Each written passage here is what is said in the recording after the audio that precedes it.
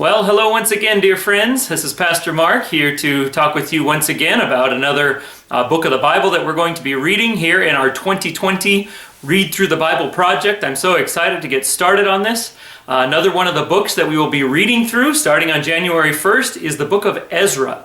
Now, of the four books that we're starting with, Matthew, Ezra, Genesis, and Acts, Ezra is probably the least well known. It's probably the one that we go to least in terms of devotional time or sermon prep, things like that. And so this is a crucial video for our understanding, but it's a very important time in the history of the children of Israel. You may remember that the overall narrative of the Old Testament is about God's interactions with the children of Israel. And we'll be learning more about how that gets started as we read through Genesis. But here in Ezra, we get the main story of how the children of Israel come out of Babylonian captivity 70 years after they went into it. You may remember that Jeremiah had prophesied that they would be in captivity for 70 years, and the book of Ezra starts at the end of that period. Around 460, more particularly 457 BC, is when these things began to happen. The book is authored by its namesake. Not too surprising that the author of the book is Ezra. Ezra was a high priest of Israel, kind of continued the line after Aaron, who was the first high priest. And Ezra is a twin volume with Nehemiah. The two books really go together.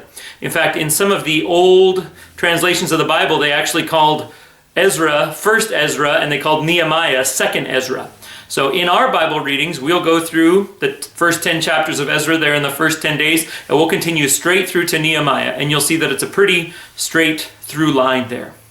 So this was a very important time, Israel coming out of captivity. During that time of captivity, the kingdoms had actually changed. It had started as captivity in Babylon, but then Medo-Persia came in and took it over. So you will see the Persian king referred to throughout the first several chapters. An important concept in the book of Ezra, as well as Nehemiah, is the concept of remnant.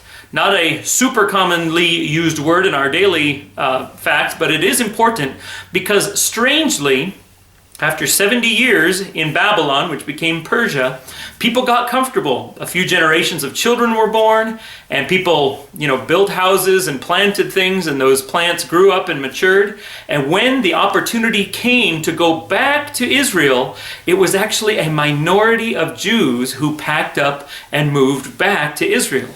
That is kind of a sad fact that the majority of them wanted to stay in the land they had been exiled to rather than go back.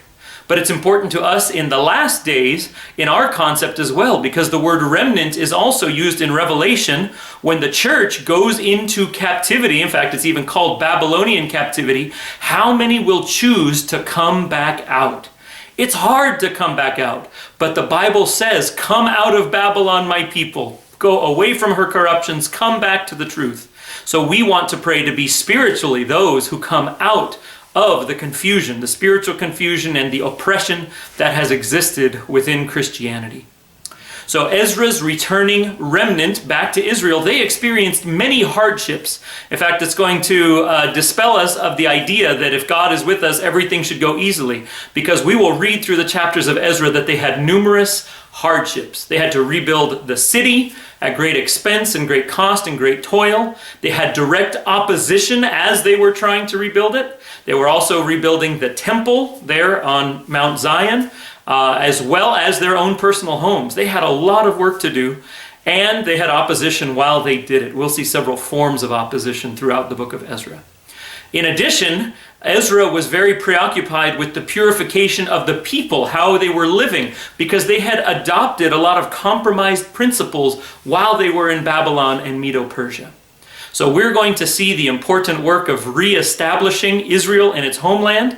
This, of course, is very important because this homeland and this temple that they were rebuilding, that is the homeland and the temple that Jesus came into some centuries later.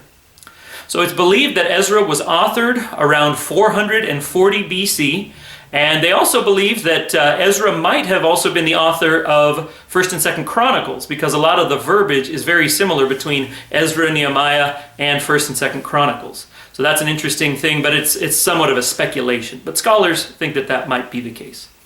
I hope that you enjoy this journey through the Bible. We will be learning about our origins in Genesis, the gospel, of course, in Matthew, the early church in Acts, and hear about Israel getting reestablished in the promised land in the book of Ezra.